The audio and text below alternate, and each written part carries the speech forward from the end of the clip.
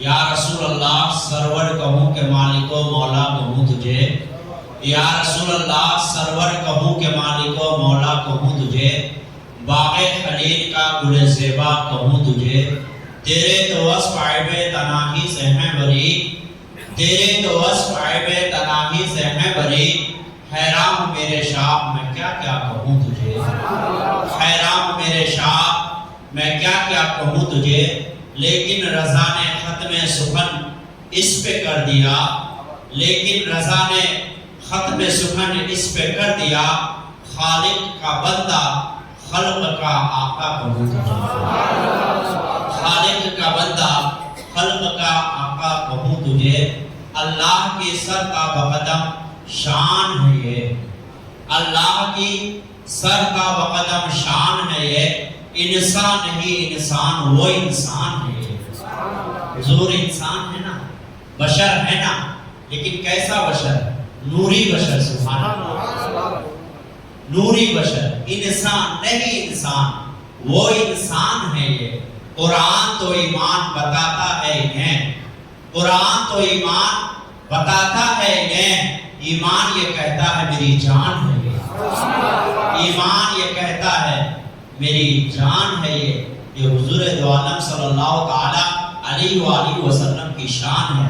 الحمدللہ آج 5واں جلسہ ہے، جشن عید میلاد النبی صلی اللہ تعالی علیہ وآلہ وسلم سے منسوب آج کا جلسہ الحمدللہ پچھلے جلسوں کی طرح کامیاب اور کامران ہونے والا ہے، اس لیے کہ الحمدللہ حضرت قاضی شہر حضرت علامہ و مولانا سید شاہ عبدالرزاق میر قادری صاحب قبلہ دامت برکات العالیہ اور ساتھ ہی ساتھ علم و ہنر کے ماہر، ارباب علم و دانش کے جھرمٹ کے عظیم ستارے جناب حضرت علامہ مولانا حافظ و قاری منصور علی صاحب قبلہ تشریف فرما ہے۔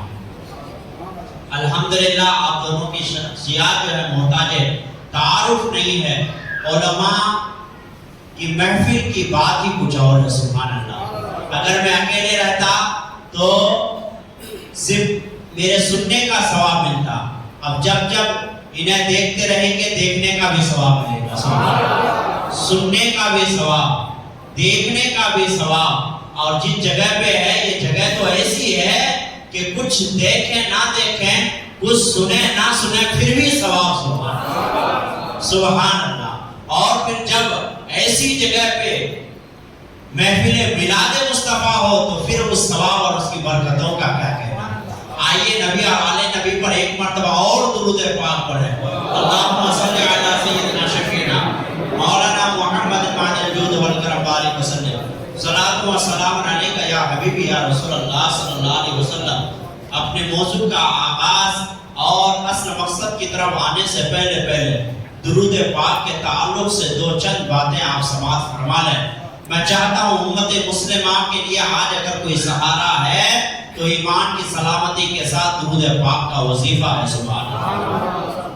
آقا کریم صلی اللہ تعالی علیہ وآلہ وسلم کا عاشق اپنے حبیب پر سب سے زیادہ درود پاک پڑھتا ہے۔ آج تک آپ یہ سنے ہوں گے کہ ہر بندے کے ساتھ دو فرشتے ہوتے ہیں، ہے نا، کرامن کاتبین، لیکن صرف دو فرشتے نہیں، حدیثوں میں آیا ہے 5 فرشتے ہوتے ہیں، سبحان اللہ۔ کتنے فرشتے؟ 5 فرشتے، ایک سیدھے طرف، ایک الٹے طرف، ہے نا، جس کو لیفٹ سائڈ کہتے ہیں، ایک رائٹ سائڈ، ایک لیفٹ سائڈ، اور ایک سامنے، اور ایک پیچھے، اور ایک پیشانی کے روبرو، سبحان اللہ۔ سیدھے والا فرشتہ نیکیاں لکھتا ہے، لیفٹ سائڈ والا فرشتہ برائیاں لکھتا ہے، جو سامنے رہتا ہے وہ نیکی کی تلقین کرتا ہے کہ نیکی کرو، نیکی کرو، نیکی کرو، اچھے عمل کرو۔ جو پیچھے رہتا ہے وہ فرشتہ کہتا ہے برائی نہ کرو، گناہ نہ کرو، برائی نہ کرو، گناہ نہ کرو۔ اور جو پیشانے کے سامنے رہتا ہے، اللہ اکبر، وہ آپ کے درود پاک کو سننے کے لیے حاضر ہوتا ہے۔ اللہ تبارک و تعالیٰ نے ان 4 فرشتوں کے ساتھ ایک فرشتہ نبی کے اوپر پڑھے جانے والے درود پاک کو سننے کے لیے حاضر بنایا، سبحان اللہ۔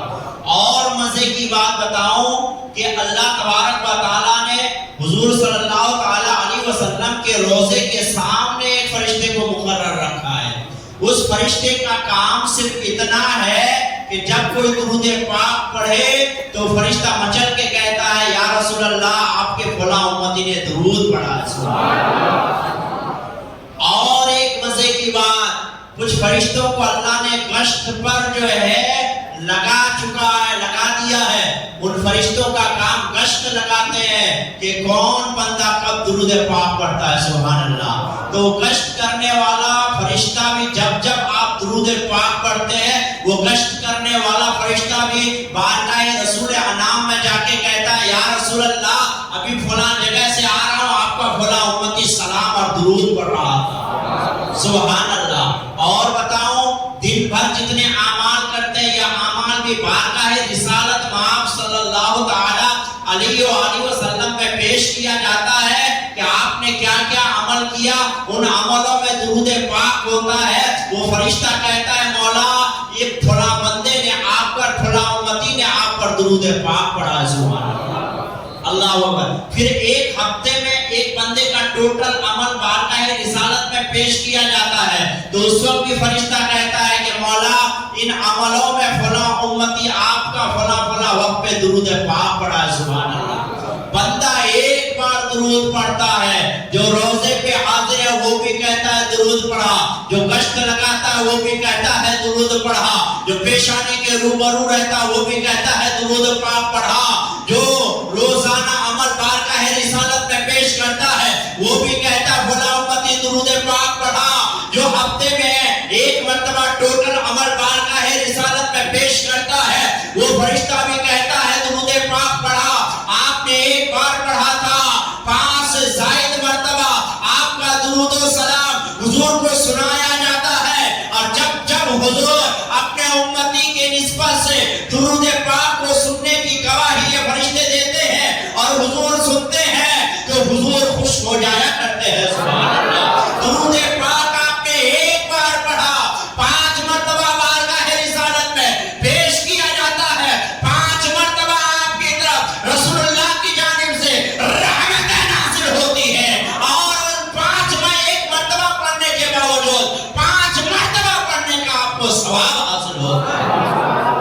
ہر درد کی دوا ہے صلی علی محمد, تعویذ ہر بلا ہے صلی علی محمد. اس لیے اپنا خاص وظیفہ اگر کسی عمل کو بنانا ہے تو درود پاک کو بنا لیجیے. سبحان اللہ. حضرات گرامی, ہماری محفل اور جلسے کا مقصد یہ ہے کہ سینے میں عشق رسول اتر جائے, اور عشق رسول کو اتارنے کا ذریعہ یہ ہے کہ زیادہ سے زیادہ آپ درود پاک پڑھیں, کثرت سے درود پاک پڑھیں. پڑھیں درود پاک. اللہم صلی علی سیدنا شفینا مولانا محمد معدن جود والکرم بارک وسلم. صلاۃ و سلام علیک یا حبیبی یا رسول اللہ صلی اللہ تعالی علیہ وآلہ وسلم. اللہ تبارک و تعالی ارشاد فرماتا ہے وَأَمَّا بِنِعْمَةِ رَبِّكَ فَحَدِّثْ. اپنے رب کی نعمتوں کا خوب خوب چرچا کرو. اللہ اکبر. اللہ کی نعمتوں کو اگر شمار کرنا چاہو تو شمار نہیں کر سکتے ہو. اللہ اکبر. اس لیے کہ اللہ خود ارشاد فرماتا ہے وَإِن تَعُدُّوا نِعْمَةَ اللَّهِ لَا تُحْصُوهَا. اگر اللہ کی نعمتوں کو تم شمار کرنا چاہو تو شمار نہیں کر سکتے. میرے بھائیو ذرا بتاؤ, اللہ خود فرماتا ہے اللہ کی نعمتوں کو شمار نہیں کر سکتے. پھر دوسری آیت میں اللہ خود ارشاد فرماتا ہے کہ اللہ تبارک و تعالیٰ کی نعمت کا چرچا کرو. اب ذہن میں ایک سوال پیدا ہوتا ہے, جب نعمت کو آپ جانیں گے تب نہ چرچا کریں گے, جب نعمت کو نہیں جانیں گے تو چرچا کیسے ہوگا. اللہ کی اتنی نعمتیں ہیں اس زمین پر, اتنی نعمتیں ہیں کہ الحمدللہ ان نعمتوں کو ہم بس شمار نہیں کر سکتے. ان نعمتوں سے ہم فائدہ ہمیشہ نہیں اٹھا سکتے, اس تک ہماری پہنچ نہیں ہوتی ہے. اب بتاؤ, اللہ نے فرمایا کہ نعمتوں کا چرچا کرو. جب ہم بہت ساری نعمتوں کو جان ہی نہیں پاتے ہیں, بہت ساری نعمتوں کو سمجھ نہیں پاتے ہیں, بہت ساری نعمتیں ہم اس سے ناواقف ہوتے ہیں, تو اس کا چرچا کیسے کریں, اس کا ذکر کیسے کریں, اس کا شکر ادا کیسے کریں. اللہ اکبر. مفسرین کرام بیان فرماتے ہیں, علماء بیان فرماتے ہیں کہ اس کی ایک صورت یہ ہے کہ ان نعمتوں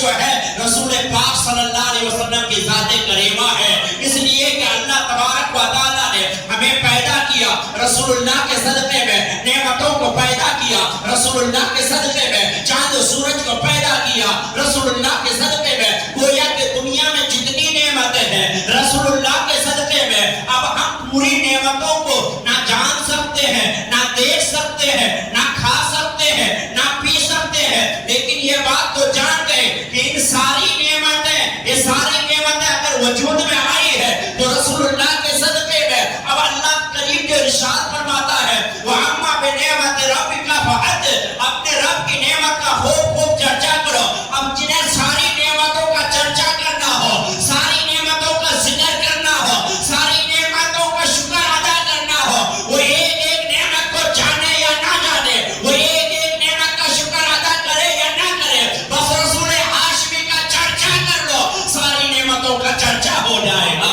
رسول ہاشمی صلی اللہ علیہ وسلم کا ذکر کر دیا کرو، ساری نعمتوں کا ذکر ہو جائے گا، اس لیے کہ ساری نعمتیں میرے رسول ہاشمی کے قدموں کی برکت سے۔ اللہ کی سرتا بقدم شان ہے یہ، انسان نہیں انسان و انسان ہے یہ۔ قرآن تو ایمان بتاتا ہے انہیں، ایمان یہ کہتا ہے میری جان ہے یہ، جو ہمارے متعلق انسان کے متعلق ہی نعمت ہے، ہر نعمت سے کسی نہ کسی طرح سے انسان کو فائدہ ہے۔ یہ انسان کس کے سبب وجود میں آیا؟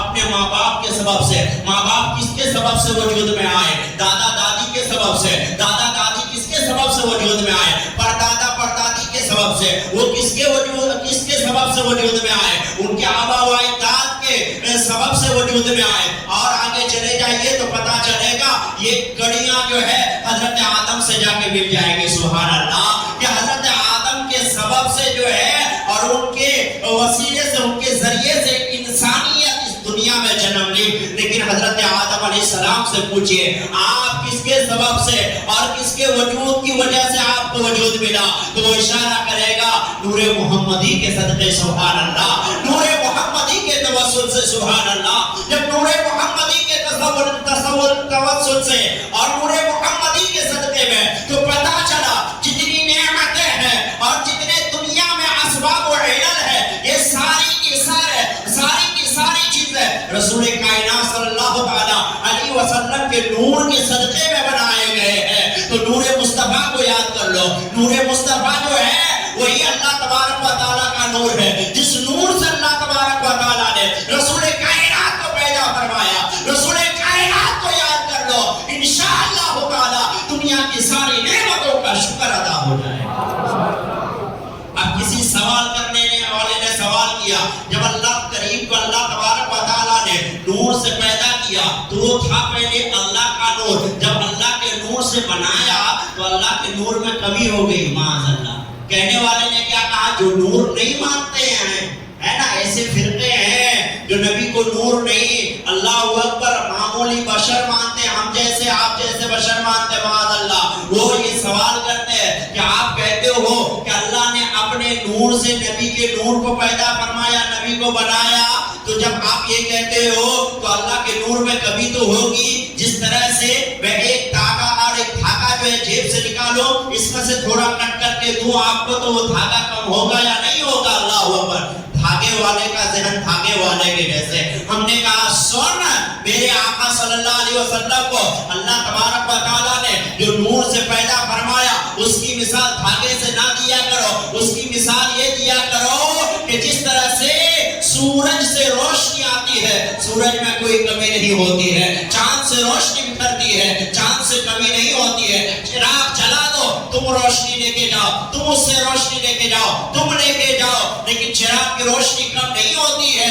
علم کو لے لو، علم ایک نور ہے، میں اپنا علم آپ کو دے دوں، بولو میرا علم کم ہوگا؟ نہیں ہوگا۔ اسی طرح نور ہے، اللہ کا نور ایسا ہے، اپنے نور سے نبی کو بنایا تو اللہ کا نور کم نہیں ہوا، اللہ کا نور اللہ اکبر جیسا تھا ویسا ہی تھا، بس اس نور سے میرے مصطفیٰ کا نور اور میرے مصطفیٰ کو وجود ملا، وجود آیا۔ صبح طیبہ میں ہوئی، بجتا ہے باڑا نور کا، صدقہ لینے نور کا، آیا ہے تارا نور کا۔ تم کہتے ہو کہ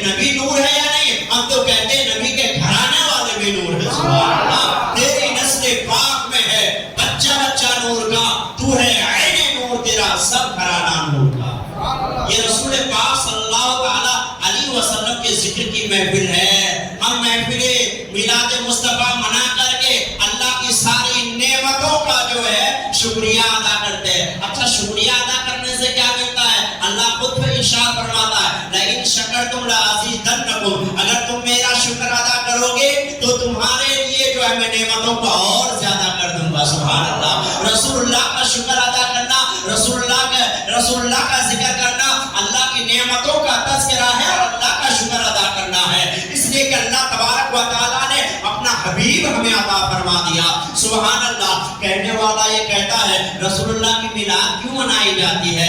اس میلاد منانے سے کیا ہوتا ہے؟ اللہ اکبر. ان نادانوں کو معلوم نہیں، ان سے پوچھو. رسول کے میلاد سے اختلاف کرنے والوں، جب شب قدر آتی ہے تو قرآن کی یاد تو مناتے ہو نا، اس دن کہتے ہو نا کہ آج شب قدر ہے، آج 27ویں شب ہے، آج شب قدر ہے، آج پورا قرآن اکٹھا اترا تھا. اللہ اکبر. تو قرآن دے تو اس دن مناتے ہیں، قرآن کی یاد تازہ کرتے ہیں. ہم تو کرتے ہی ہیں، بھلا وہ لوگ بھی کرتے ہیں. میں پوچھنا چاہتا ہوں تم کیوں قرآن کی یاد مناتے ہو؟ تو کہتے ہیں قرآن ایک عظیم چیز ہے، اللہ نے ہمیں عطا فرمایا. تو نادان، جب قرآن عظیم چیز ہے، صاحب قرآن عظیم چیز نہیں ہے. وہ کہتے ہیں کہ قرآن کی صفتوں کی بات ہی کچھ اور ہے. اللہ نے ارشاد فرمایا نزلنا علیک الکتاب تبیانا لکل شیء ھدی و بشری و رحمۃ للمسلمین. یہ کتاب جو اللہ تبارک و تعالیٰ نے حبیب پر نازل فرمایا، اس میں ہر چیز کا بیان ہے. اس لیے ہر چیز کا جب بیان ہے تو اس کی عظمت کا کیا کہنا. یہ قرآن ہدایت ہے، اس لیے ہم اس کی یاد مناتے. وہ کہتے ہیں کیا کہتے ہیں؟ اس میں ہر چیز کا بیان ہے، اس لیے یہ علم کا مرکز ہے، اس لیے ہم اس کی یاد مناتے ہیں. یہ ہدایت ہے، اس لیے ہم اس کی یاد مناتے ہیں. یہ بشارت ہے مسلمانوں کے لیے، اس لیے ہم اس کی یاد مناتے ہیں. یہ رحمت ہے مسلمانوں کے لیے، اس لیے ہم قرآن کی یاد مناتے ہیں. میں کہنا چاہوں گا تم نے قرآن تو پڑھا ہے، صاحب قرآن نہیں پڑھا.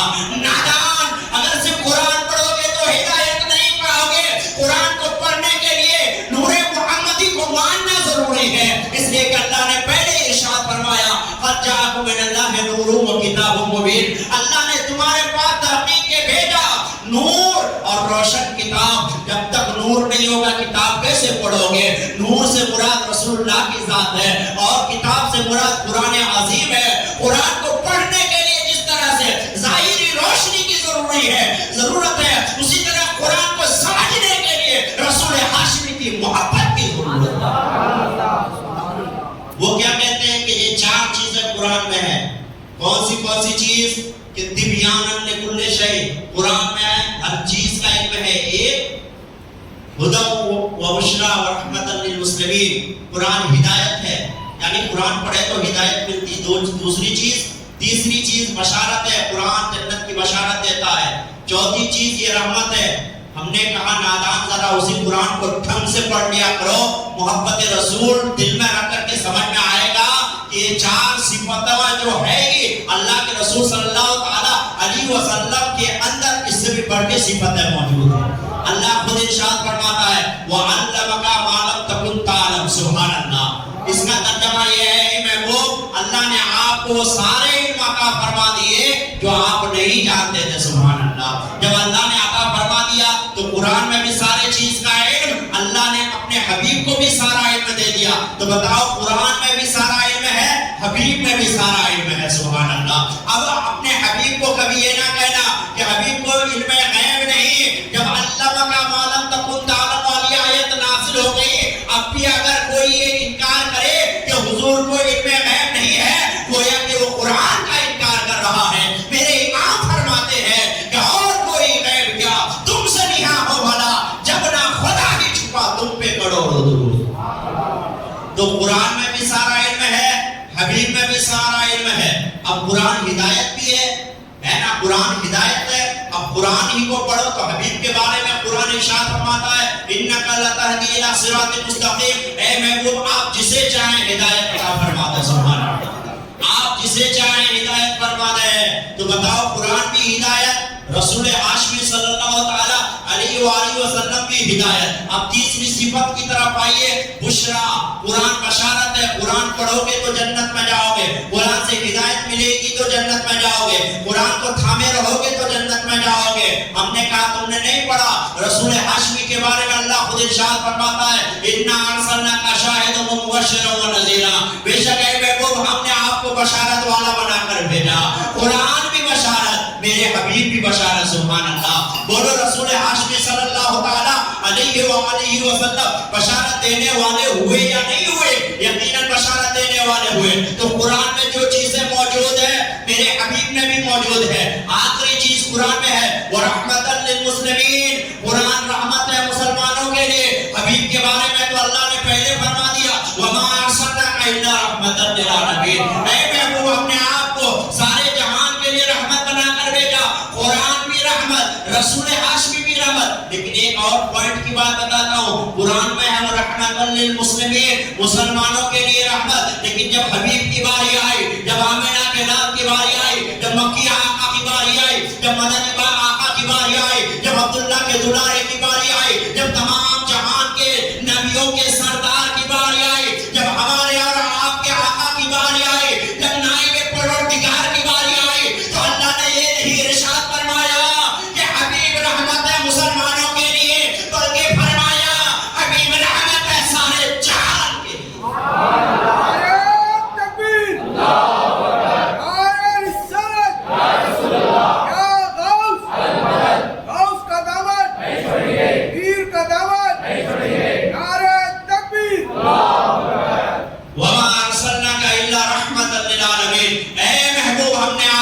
سارے جہان کے لیے رحمت بنا کر بھیجا. اللہ اکبر. جو چیزیں قرآن میں کے لیے خاص تھے، بتاؤ میرے حبیب میں وہ کوالٹیز پائے گئے یا نہیں پائے گئے؟ بڑھ کر کے پائے گئے. اللہ اکبر. پھر جب قرآن کی یاد مناتے ہو تو حبیب کی یاد کیوں نہیں مناتے ہو؟ اس کا مطلب حبیب کے لیے بغض ہے تمہارے سینے میں، حضور کے لیے گستاخیاں ہیں تمہارے دل میں. اگر یہ بغض نہیں ہے، گستاخی نہیں ہے، چڑ نہیں ہے، تو آؤ جس طرح قرآن کی یاد مناتے ہو صاحب قرآن کی یاد منایا کرو. انشاءاللہ تعالی قرآن کی وجہ سے ہدایتیں ملی ہے. رسول ہاشمی کی یاد مناؤ گے تو ہدایت برقرار رہے گی اور صبح قیامت تک تم کامیاب اور کامران ہوتے نظر آؤ. وَأَمَّا بِنِعْمَةِ رَبِّكَ فَحَدِّثْ، اپنے رب کی نعمت کا خوب خوب چرچا کرو.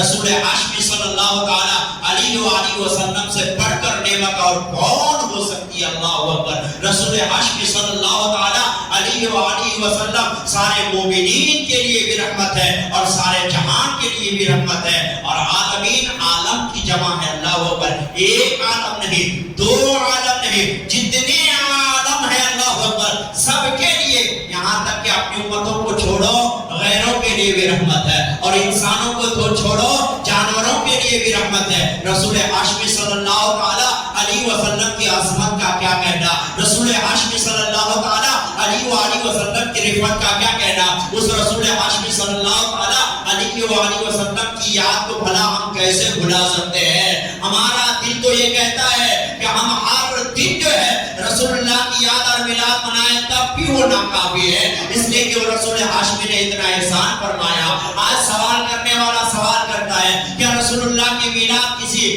صحابی نے منایا؟ اللہ اکبر. ہاں صحابی نے منایا ہے. تمہیں سمجھنے کی ضرورت ہے. بدعت کے فتوے لگانے والے کو نہیں دکھتا ہے. رسول ہاشمی صلی اللہ تعالی علیہ وآلہ وسلم خود ارشاد فرماتے ہیں کہ میں ایک صحابی کے گھر جا رہا تھا، میں نے دیکھا میرا صحابی اللہ اکبر میرا ذکر کر رہا ہے، اور ذکر کرتے کرتے جب میں دہلیز پہ قدم رکھا اس وقت میرا صحابی یہ جملہ کہہ رہا تھا کہ میرے مصطفیٰ پیر کے دن پیدا ہوئے تھے. سبحان اللہ.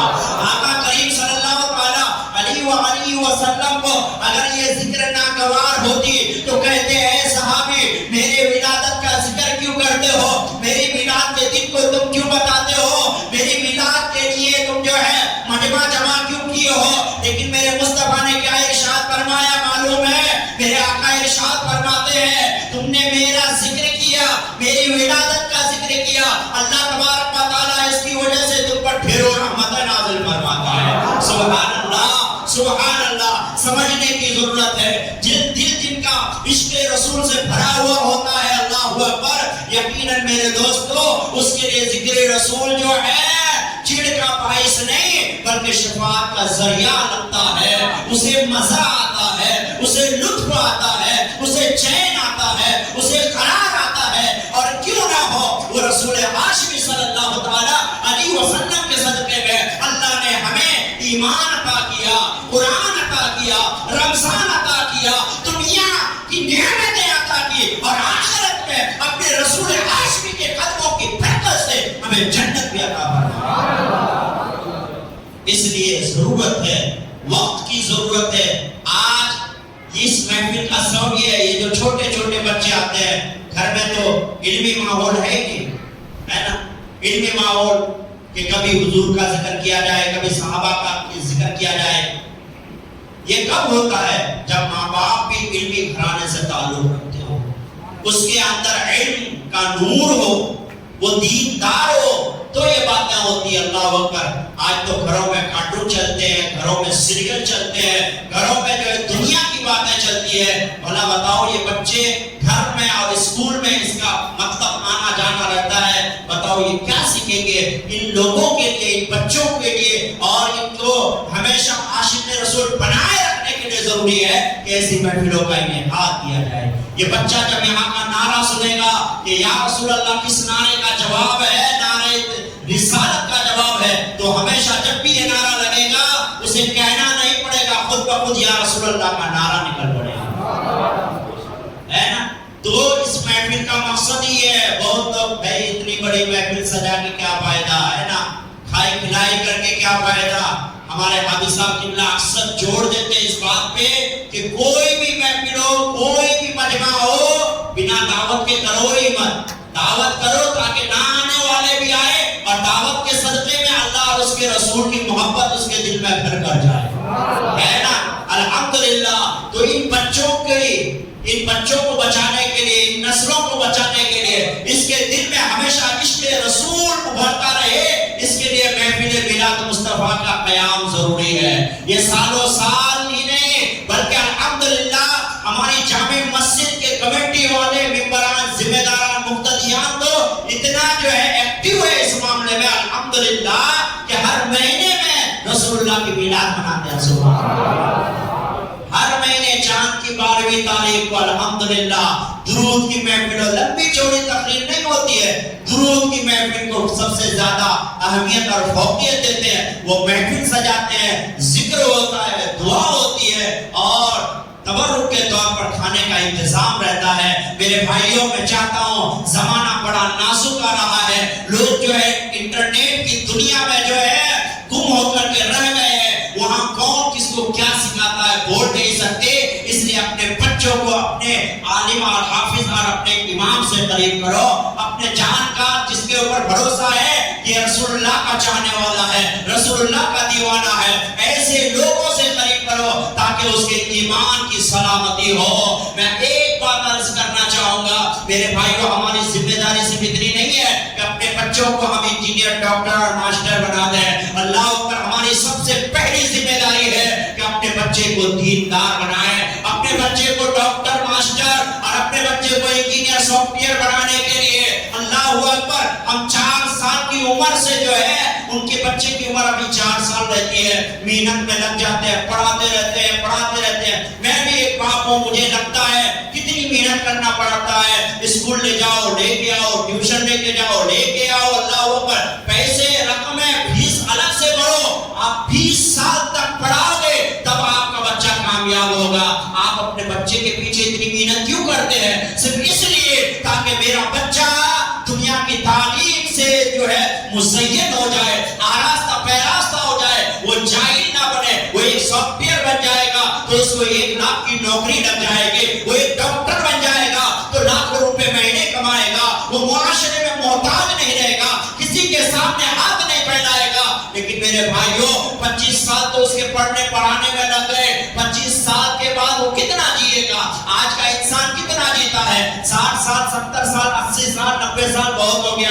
سینچری مارنا امپوسیبل ہوتے جا رہا ہے۔ اللہ اکبر۔ میں بتاتا ہوں چلو آگے کی 30-40 سال کی زندگی کو روشن اور تابناک بنانے کے لیے کہ میرے مر جانے کے بعد میرے بچے کو کہیں ہاتھ پھیلانا نہ پڑے، در بدر کی ٹھوکریں نہ کھانا پڑے۔ آپ نے ٹیوشن پڑھایا، اسکول پڑھایا، بہترین کانوینٹ اسکولوں میں اور انگریزی اسکولوں میں، انگریزی میڈیم اسکولوں میں پڑھایا تاکہ آپ کا بچہ محتاج نہ رہے۔ آپ نے اپنے بچے کو کامیاب کر دیا 30-40 سال کے لیے، لیکن آخرت کی ہمیشہ کی زندگی کے لیے آپ نے کیا کیا؟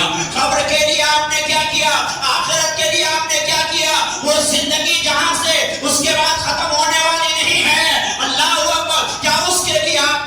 بچے کو دیندار بنایا؟ ذرا سوچے، کیا اسے قرآن پڑھایا؟ کیا فاتحہ کا طریقہ بتایا؟ کیا اس کے لیے آپ نے نماز، روزے اور زکات کے مسائل اسے سکھائے؟ میرے بھائیوں نہیں، پھر یہ بچہ تو کہے گا اللہ اکبر، اے میرے باپ، دنیا میں تو نے مجھے سافٹ ویئر بنایا، انجینئر بنایا، ڈاکٹر بنایا، ماسٹر بنایا، ساری چیزیں دے دی، لیکن میرے باپ میرے لیے تو نے کچھ نہیں کیا، اس لیے کہ تو نے مجھے قرآن نہیں سکھایا، تو نے مجھے نماز نہیں سکھائی، تو نے مجھے رسول اللہ کی محبت نہیں سکھائی، تو نے مجھے دیندار نہیں بنایا۔